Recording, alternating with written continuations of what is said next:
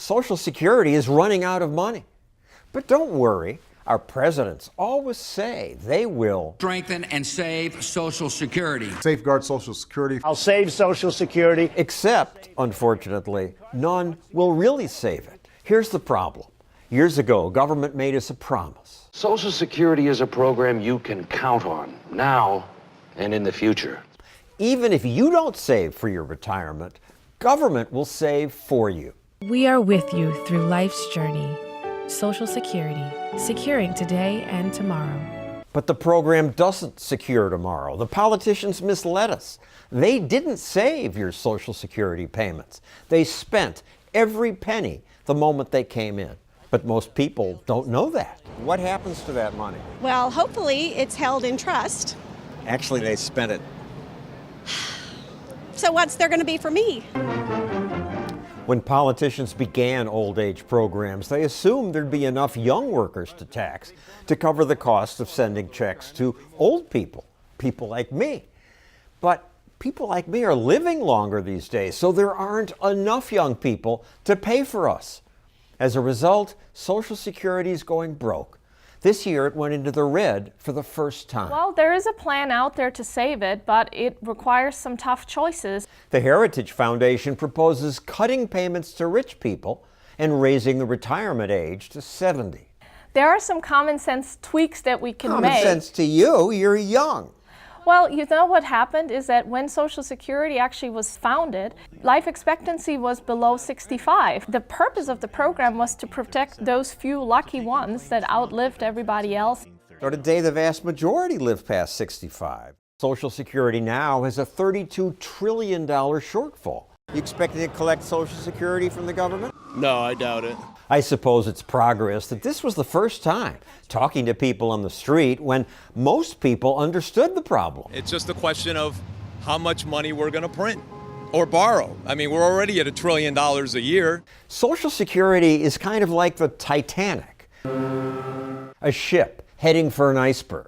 This is a massive ship that moves very slowly. If we start making reforms now, we can avoid the iceberg. If we wait until we can see the iceberg right in front of our noses and then we try to turn the ship, we're going to run right into it. Medicare will hit its iceberg in just 8 years. Then benefits will automatically be cut.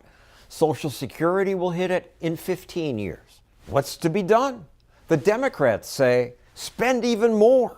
You don't cut Social Security, you expand it. Nearly every Democrat in the United States Senate has voted in favor of expanding Social Security. Human wants and needs are unlimited. There's always another need, another program that needs more funding. And pay for it by taxing rich people. That's part of my commitment to raise taxes on the wealthy. Just tax the rich. There isn't enough money even that the rich would have to pay for the $200 trillion in unfunded liabilities that we already have on the books. So where young people worry, do you ever think about Social Security? I actually don't. I still feel like I'm too young to know about it. When you're old, how are you going to support yourself?